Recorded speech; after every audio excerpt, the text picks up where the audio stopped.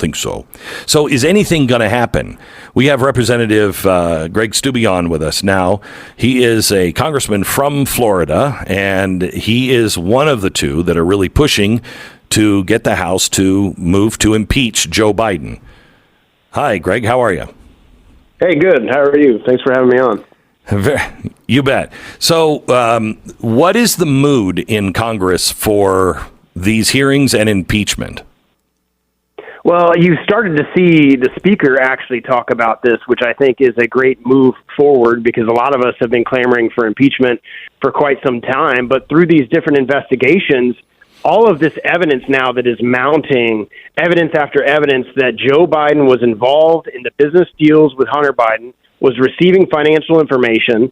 Oversight Committee did subpoenas on the financial information. We're waiting on some of that. But through some of that, we've been able to ascertain that it's like $20 or $30 million that the Biden family has received through 4 actions that obviously at the time vice president, but some of these actions he's done while he's been president. Senator Grassley just released a form from the FBI that showed the $5 million payment related to the Ukraine and bereavement issue.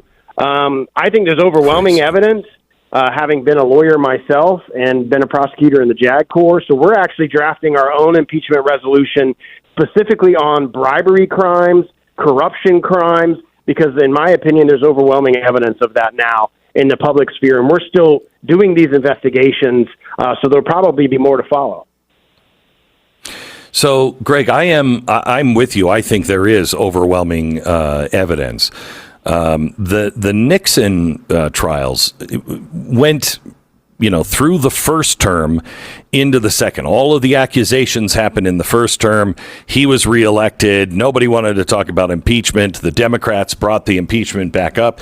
And it was eventually the turning of some of those Democrats in the Senate that were finally convinced, yeah, he did do this. Do you sense any kind of even softening of the other side on, yeah, I'm not going to say this out loud, but that looks bad? I don't, you obviously don't see Democrats going on the news and saying that they think that the president should be impeached. But what you're seeing is, and this is kind of shocking to me, frankly, is the mainstream media is actually, for the first time, actually starting to report about these things. They're starting to report about the Hunter Biden issues because it's such a pervasive issue now, and it is so evidentiary apparent that this was going on that they don't have a choice but to report about it. So that's actually putting Democrats in very difficult positions.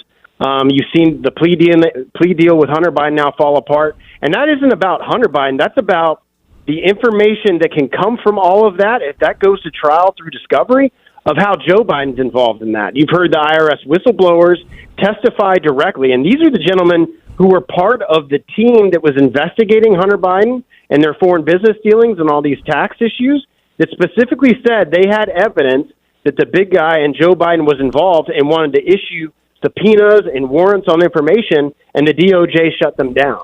So as this starts to open up and you get more and more facts and evidence, I don't see how you as a Democrat couldn't at least have an open mind to the fact that you have somebody who used his position to enrich himself and his family. I haven't heard any Democrats talk about that, publicly.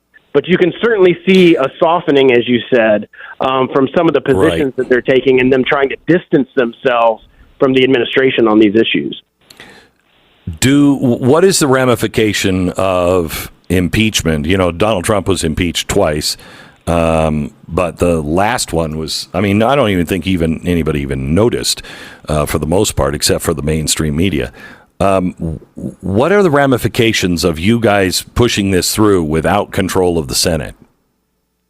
Yeah, here's the political reality that we currently live in. Even if we're able to pass an impeachment resolution on the House floor, it goes to the Senate and you need 60 votes.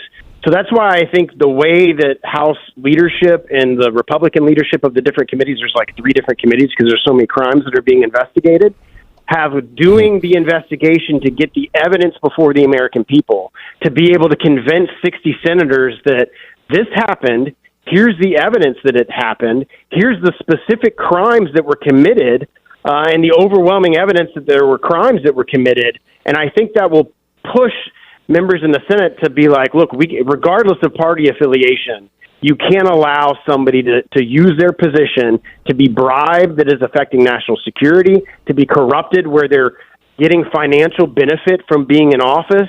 So hopefully we will do a good enough job in the House laying all this evidence out before the American people and the senators, and they'll see when we preside our case, if we can get it past the House, that there were crimes that were committed, and there needs to be ramifications for that crime. I mean, the Democrats impeached Trump for a phone call to a foreign leader, and in my opinion, this goes way beyond Watergate of the things that we have evidence of now.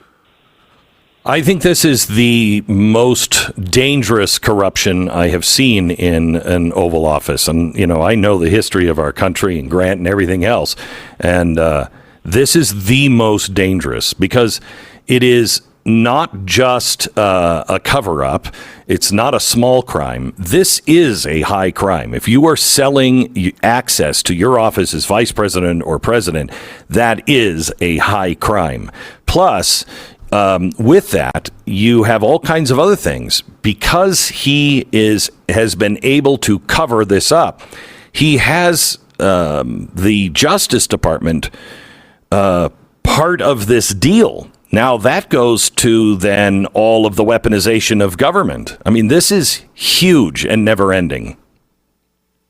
Yeah, I mean, you think about, why would Merrick Garland play defense in the Department of Defense, Director Wray and the FBI by stalling and stonewalling all of these different investigations, all to protect Joe Biden and the things that have happened? I mean, some of these go back to 2014. Some of these go back to, I'm sure if you kept digging even more, probably when he was in the U.S. Senate. And as you get more facts and evidence, why would Merrick Garland, Director Wray, why would these other individuals put their lives on the line? And I wholeheartely believe that both of them are obstructing the administration of justice by not allowing the investigations to move forward the way they should be moving forward. I mean, if this was Trump or myself or any other Republican member of Congress or any conservative, I'd have been in prison a long time ago if we would have committed these crimes.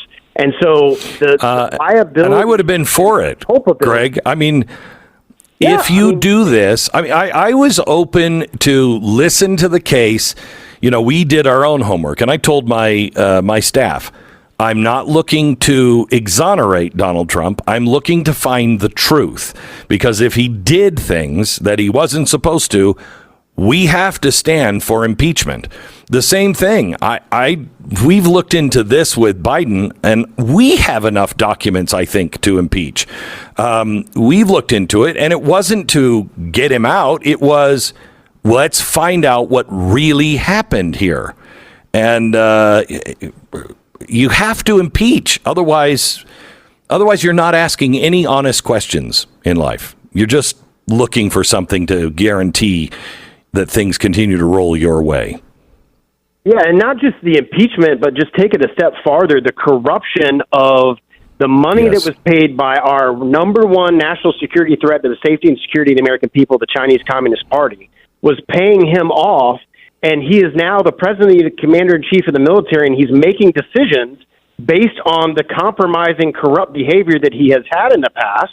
And why did he let a spy balloon traverse over the entire United States before they shot it down, after it had collected all the intel at nuclear sites, military bases? You have a corrupt president who we now have evidence that he has received money, and his family has received money from the Chinese Communist Party, and it's affecting the national security of America. So you've got wait a minute. Let's and then you've got that. You not only have that, you also have Ukraine. He was wildly corrupt in Ukraine. Yeah. But we're sending billions of dollars, and we're talking about going to war. He's compromised. What are we 100%. Thinking? This is so dangerous. 100%. Greg, thank you. And thank you for standing up for this. Go ahead. Well, I would just say, and we in Congress, especially on the Republican side, have asked for information of where this money to Ukraine has gone, because there is no guardrails when the Democrats were in control of the $20 billion that we've sent to Ukraine, of where that money is going and the accountability of where that taxpayer dollars have gone. And you can't tell me that the Bidens or some other people or there's corrupt entities that are getting money on that on the back end when they're refusing to have accountability of where that money is being spent. Of course. I bet you 30% of it, maybe 30% of it actually got to where it was supposed to go. Congressman Greg Steube, thank you so much. Appreciate it. Anytime. Thank you. You bet. Greg.